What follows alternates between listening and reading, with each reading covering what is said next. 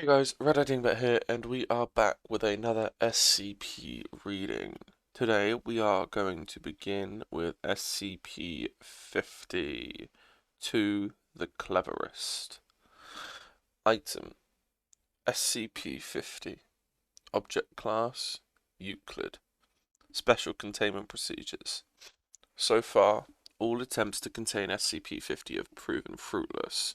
At present, whoever has possession of SCP-50 is to leave it in an office they use with regularity. Description: SCP-50 appears to be the statue of a monkey reading a book approximately 1 foot tall. On the bottom of the statue are engraved the words, "To the Cleverest," in cursive script. The statue has so far proven resistant to all forms of damage. As such, there is no accurate method to date the object. When left alone, SCP-50 has shown itself to be both useful and antagonistic to its current owner. Although never seen to move, no matter the manner or amount of recordings, any room it is left in becomes very clean to a polish whenever possible.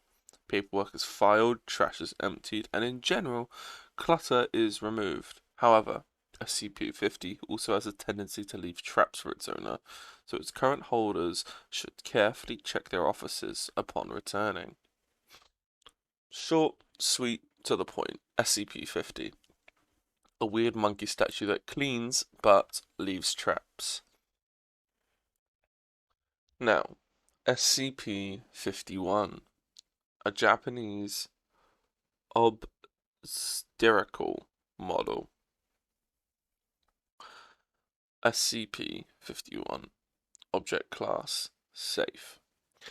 SCP-50 Special Containment Procedures. SCP-51 and 51A are to be kept in a sealed containment facility. SCP-51A is to be kept within a locked, climate-controlled document box with a viewing window to prevent degradation of its material. Any personnel, with the exception of pregnant or non-sterile female personnel who might not be aware of early-stage pregnancy, may access SCP-51 as long as a request is placed beforehand and cleared by site administration. Description: SCP-51 is a 25 centimeter anatomically correct model of a human female, carved out of ivory, with typically Asian features. Microscopic analysis shows that the head hair is human hair. The doll is jointed at the hips, shoulders, and knees. The stomach area of the doll is fully removable as a cap of ivory, exposing a detailed ribcage and organs, and a 2.5 centimeter ivory fetus connected to the main figure by a leather cord umbilicus. When brought into the presence of a pregnant human female, SCP-51 has various deleterious effects upon the pregnancy, generally resulting in miscarriage of the fetus. Reports include a gentle compulsion to handle the model, open its stomach cap and take out the fetus. This results in nausea and cramping within 5 minutes, vaginal bleeding that begins as spotting and may progress to hemorrhaging within the next half an hour, and miscarriage between 2 and 24 hours of most recorded cases. Medical records indicate that the aborted fetuses bear moderate to severe defects. Pregnancies carried to term after exposure to the model have resulted in severely deformed live births, including blank deaths of the mothers and blank infants terminated after birth by the delivering physician. See interview 51-1 below. Witnesses to these live births show signs of severe emotional trauma that was alleviated after Foundation interviews by administration of Class A amnestics. SCP-51A is a fragment of text on rice paper that was discovered with SCP-51. The surviving text is written with a plant-derived ink testated to the 12th century, and the characters have been identified as as a known early dialect of Japanese. Translation reveals the text is part of a prayer or spell against demons that attack unborn babies. The incantation orders these forces or demons into the model instead of a pregnant woman and claims to trap them there. However, centuries have degraded the paper and ink so that the full incantation and instructions, if any, cannot be deciphered. Addendum. SCP-51 and 51A were discovered in a box of early Japanese artifacts delivered anonymously to the blank museum in 1938. After 60 years and a number of incidents resulting in contact by female secretaries, researchers, students, and agents of staff in the museum archives learnt of its properties and obtained it for Foundation study. Interview 51-1. Interviewed Dr. David Ehrenfield. Interviewer Agent Blank. Forward. Dr. Ehrenfield was the attending physician at the death of Martha R. Blank Museum, 2nd of January 1942. This interview was conducted off-site as Dr. Ehrenfield was a resident of Blank nursing facility. At the time of the interview, he was 95 years old and physically infirm, although retaining most of his mental faculties. A Class A amnestics was administered after the interview. Begin log. October 2000 . Thank you for seeing me, Doctor. Dr. Ehrenfield. You are welcome. I have outlived most people who would care to hear such stories. Well, then again, they surely would have thought I was telling lies or slipping into dementia. Now, you may think the same, but at my age, I do not care. Can you tell me what you remember about the events of January 2nd, 1942? It was an ugly day, cold and ugly. Can be a wonderful city sometimes, but winter is a bad season.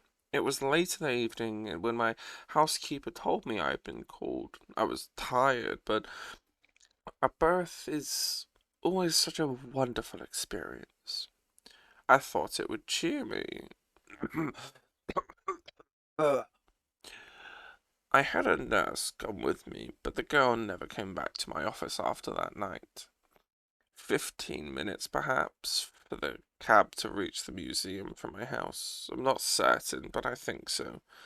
The doorman was waiting for me. He led me to the room where they had poor Miss laid out on a low table covered with some canvas ground clothes, I think, to make her more comfortable. What was your intention when you arrived?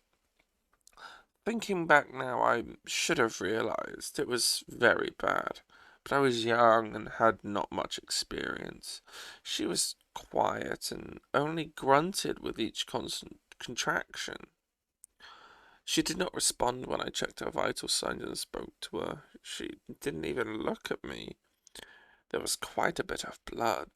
A gush of it covered my hand as I reached down to begin helping her with the birth.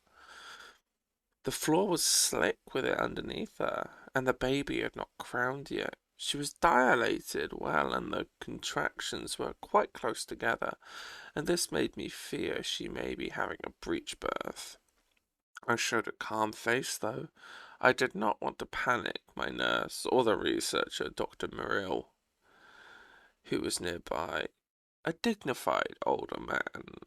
I believe I wanted to impress him.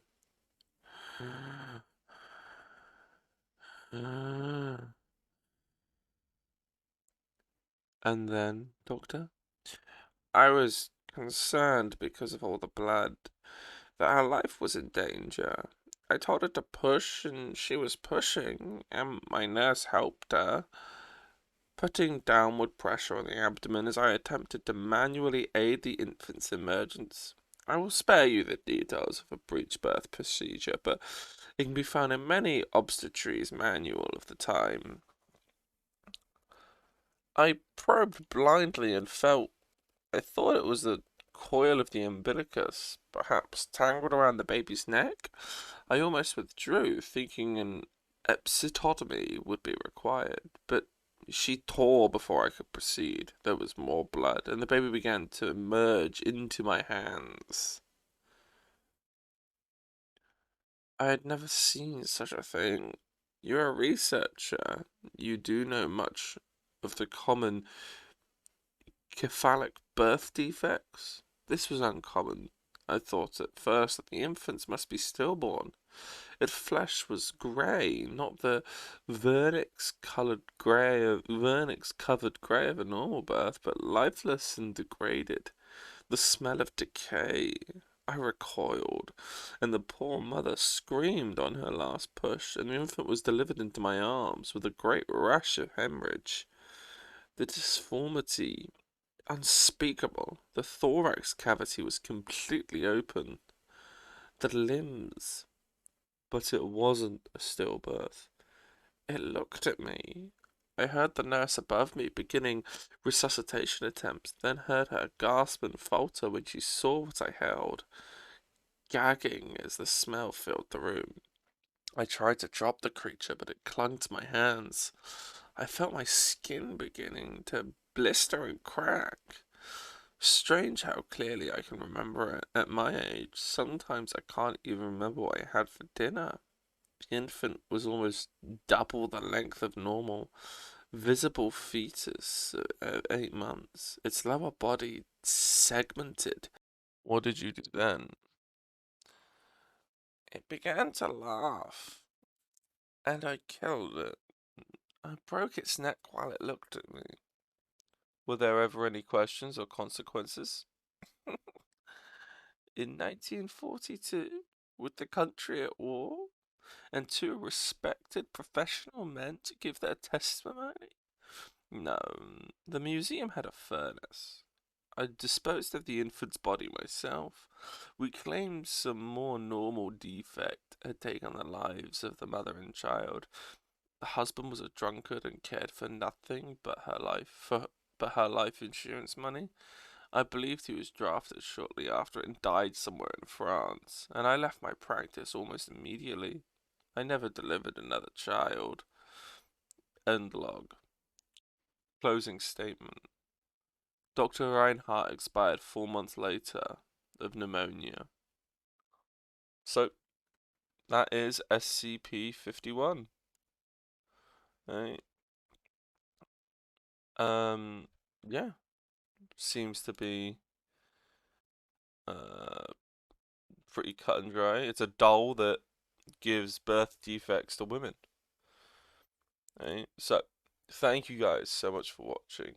If you liked it, don't forget to like, comment, and subscribe, because why not? It's free. And anyway, I'll see you guys in the next episode. Until then, bye.